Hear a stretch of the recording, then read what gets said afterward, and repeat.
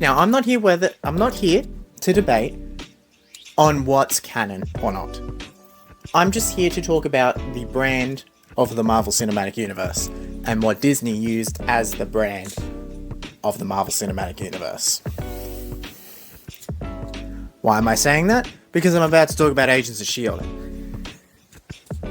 So Agents of S.H.I.E.L.D. started in 2013, released weekly on TV, that was set in the Marvel Cinematic Universe. It's what it's promoted as, set in the Marvel Cinematic Universe. If you bought any new... I'll get to that in a second. Agents of S.H.I.E.L.D. obviously had crossovers with the MCU, sort of. It had Nick Fury in 2 episodes, it had Maria Hill in a few, Sitwell, Coulson, obviously. I can't remember, but there was a guy from one of the Marvel one-shots in one of them. Peggy was in season 2. Thor's hammer, a Chitauri helmet, mentioned Thanos. But it was crossovers with the MCU. But things become a bit different when something's released on TV. Not distribution rights, just likeliness to release physically. Now, shows like The Office, Scrubs, Parks and Rec, Brooklyn Nine-Nine, Community, I'm just looking at the stuff I own, Modern Family, Suits, are most likely going to be released physically because at least some of the earlier ones, because you couldn't just go to a streaming service and watch it. So Agents of S.H.I.E.L.D. Season 1 was released physically, alongside a documentary called Marvel Assembling the Universe. The first documentary about the MCU. That was first included on the Agents of S.H.I.E.L.D. Blu-ray, and then they released it on TV like a month later, I think. Or it was the other way around. I don't know. Yeah, so they released Agents of S.H.I.E.L.D. Season 1 physically. This was also the first production by Marvel Television, which was a part of Marvel Entertainment. There's a whole thing that I could talk about with the difference between the two companies and what makes them different and whatever, but I'm gonna just separate them for you now. There's Marvel Television, which up until 2020 made the television shows, and then there's Marvel Studios, who make the movies, and from 2021 onwards also make the shows. There's more complicated layers with that, but I'm not getting into it.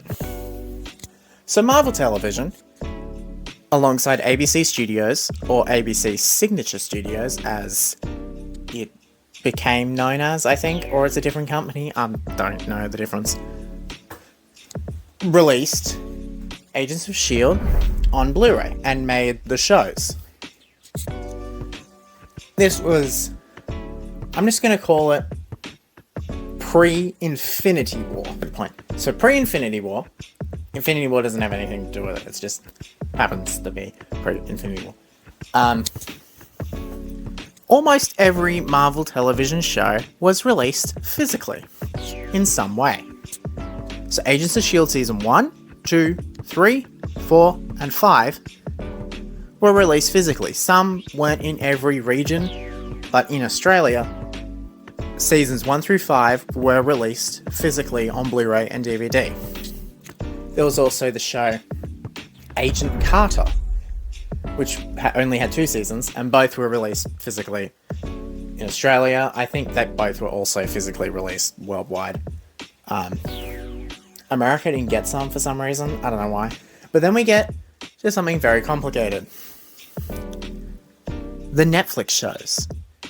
I don't know if you've seen them, I don't know if you've heard of them. There's Daredevil, Jessica Jones, Luke Cage, Iron Fist, The Defenders, and The Punisher. Out of those 6 shows, 4 of them have physical releases, but it's not the whole show in any of the cases.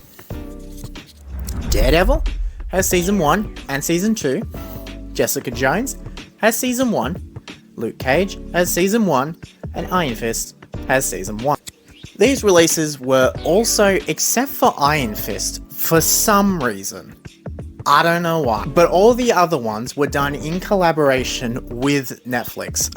I don't know what way they got around that for Iron Fist, because it does not say on the box that it's distributed by Netflix, whereas the other ones, I think are, or at least they have the Netflix logo on them.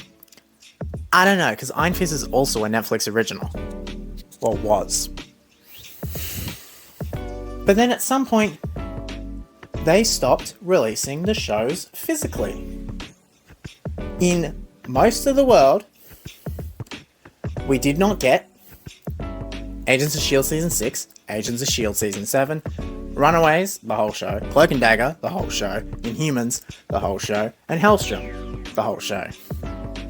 I feel like I'm forgetting one, but I can't remember what it is. The Punisher and the Defenders. I can't remember if I said that, but they didn't get physical releases either. Now this is odd, but these are MCU shows. That's a highbrow brand right there. Surely none of them will be taken off any streaming service. We'll get to that in a second. I'm going to talk about something a bit complicated. Agents of S.H.I.E.L.D. Season 6 and Season 7 did release somewhere physically. I have them. They released in Japan. I don't know why. I haven't looked much into it yet. I'm going to for an upcoming main channel video, but we're not there yet, so whatever. So Agents of S.H.I.E.L.D. Season 6 and Season 7 released physically in Japan in 2020, I think. Season 6 finished in 2019, but I think the release happened in 2020, and then S.H.I.E.L.D. was 2021, possibly. I've been going for 17 minutes.